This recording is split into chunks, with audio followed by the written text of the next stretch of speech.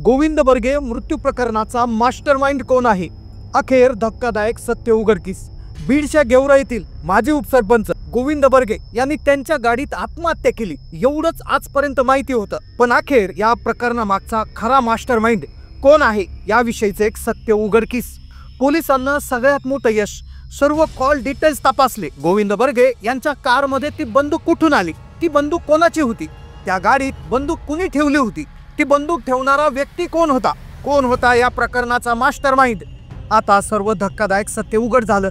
एक साक्षीदार सापडला आहे आणि यापेक्षा भयानक मोठा खुलासा, एक अशी कबुली पूजा गायकवाडीने दिली आहे ज्यामुळे या प्रकरणाचा मास्टरमाइंड आता समोर येणार.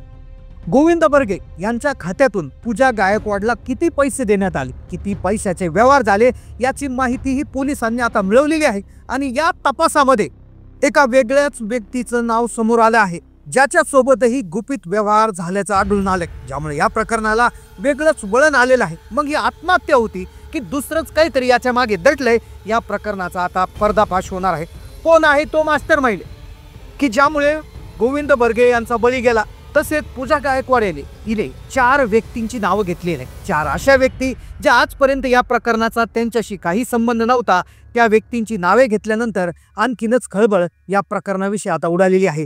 कोणत्या त्या 4 व्यक्ती आहेत ज्यांचा गोविंद बर्गे मृत्यू प्रकरणाशी काय संबंध आहे? त्यातला असा कोणता तो मास्टरमाइंड आहे? काय नाव आहे त्याचं? या प्रकरणातील 3 धक्कादायक खुलासे आज झालेले आहेत ज्यामुळे हे प्रकरण 360 डिग्रीमध्ये फिरलं आहे. मग कोणते 3 खुलासे आज झालेले आहेत? कोणता मास्टरमाइंड याचा आहे? ती बंदूक कोणी ठेवली? खात्यामधून पैसे कशा पद्धतीने काढण्यात आले? त्या 4 नवीन व्यक्ती कोण आहेत आणि त्यातला मास्टरमाइंड कोण आहे? चला जाणून घेऊया संपूर्ण सविस्तर माहिती. साधारण 5 दिवसापूर्वी 9 सप्टेंबर रोजी सोलापूरच्या बार्शी तालुक्यातील ससुरे गावात एका बंद कारमध्ये गोविंद बर्गे यांचा मृतदेह आढळून आला. वरवरपणे ही दिसणारी एक आत्महत्या होती. प्राथमिक तपासात स्वतःवर गोळी झाडून आत्महत्या केल्याचा अंदाज पोलिसांनी वर्तवला होता. पण इथूनच खऱ्या रहस्याला सुरुवात झाली होती. गोविंद बर्गे हे गेवरा येथील एका गावातील माजी उपसरपंच, यशस्वी राजकारणी आणि उद्योजक, ज्यांचे आणि नर्तिका पूजा गायकवाड यांचे प्रेम संबंध होते. आणि पूजा गायकवाडने संपर्क तोडल्यामुळे नैराश्यात येऊन त्यांनी हे डोकाचं पाऊल उचललं असं प्रथमदर्शनी सांगण्यात आलं होतं. पण या प्रकरणाचा पहिला संशय येणारा जी घटना ठरली, या प्रकरणाला जे वळण देणारी घटना ठरली ती म्हणजे गोविंद बर्गे यांचे भाचे आणि कुटुंबीय यांनी काही महत्त्वाचे आरोप केले होते ज्यांनी पोलिसांना विचारात पाडलं होतं. साधारणपणे ज्या दिवशी हे प्रकरण घडलं त्याच्या दुसऱ्या दिवशी त्यांचे भाषे म्हणाले की माझा मामा कधी दारू पित नव्हता. मग गाडीत दारूची बाटली आली कुठून? गाडी डिझेल अचानक का संपलं होतं?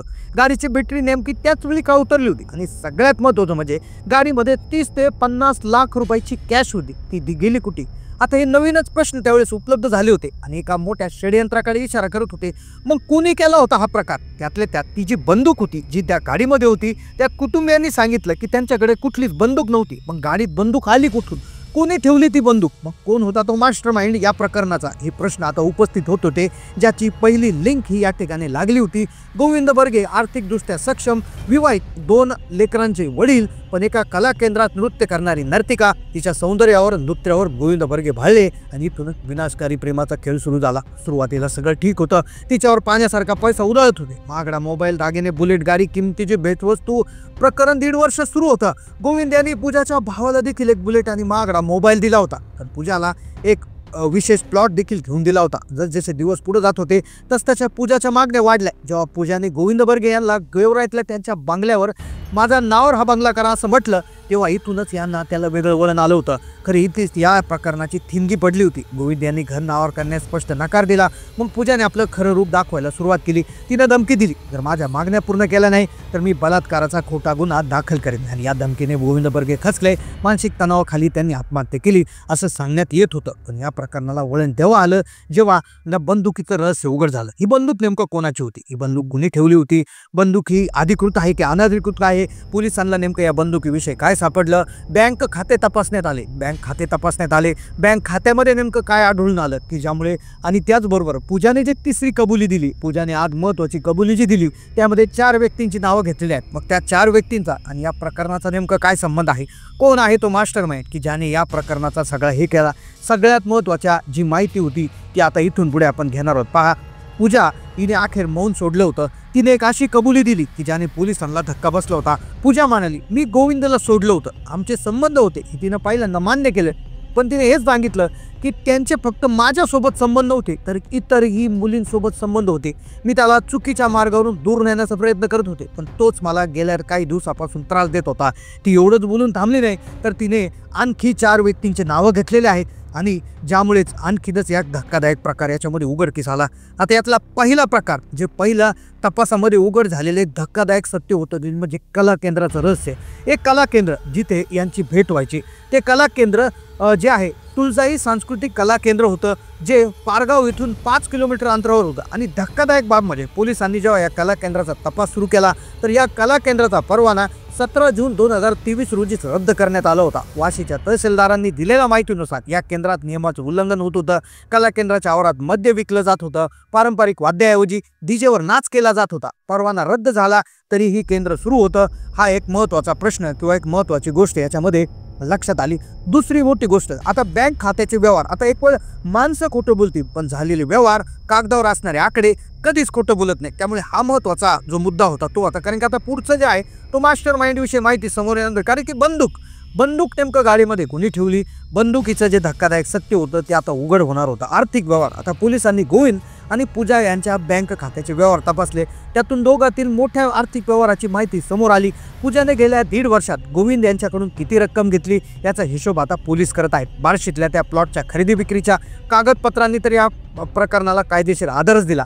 त्या कागदपत्रावर एक असं दिलेलं आहे की गोविंद बर्गे यांनी पूजाच्या नावे एक 1.5 गुंठ्याच्या आसपास काहीतरी एक प्लॉट त्या ठिकाणी बार्शीमध्ये खरेदी केला होता आणि त्यावर त्यांचीच कागदपत्रावर साक्षीदार म्हणून सही करण्यात आली होती. स्वतः गोविंद बर्गे यांचं नाव आणि सही त्यावर होती. आता एक हा पुरावा सापडला, ज्यामुळे पूजा गायकवाडचा पाय आणखी खोलात गेला. पण त्यात पुढे जाऊन अनेक जे बंदुकीची गोष्ट होती ती उघड होणार होती आणि बंदूक जी आहे तर ती बंदुकीचं काय होतं ते समोर येणार होतं. आता ही बंदूक, गोविंद यांनी ज्या बंदुकीचा वापर केला होता ती बंदूक अधिकृत नसून ती अनधिकृत असल्याचं पोलिसांनी स्पष्ट केलं. मग आता प्रश्न होता की अनधिकृत बंदूक ही त्यांच्याकडे कुठून आली, ही बंदूक त्यांना कोणी दिली, बंदूक देण्यामागचा काय उद्देश होता, याचा शोध घेण्यासाठी पोलीस गोविंद आणि यांचे सगळे जे कॉल डिटेल्स ते तपासण्यास सुरुवात केली. पण इकडे कसून चौकशी सुरू होती आणि त्यावेळेस पूजाने एक जबाब दिला, पूजाने एक कबुली दिली आणि त्यानंतर या प्रकरणाची दिशा बदलली. आतापर्यंत जी पूजा या प्रकरणाची मुख्य संशयित वाटत होती, तिने आता इतर व्यक्तींकडे बोट दाखवलं होतं. पूजाच्या दाव्यानंतर पोलिसांनी सूत्र हलवले.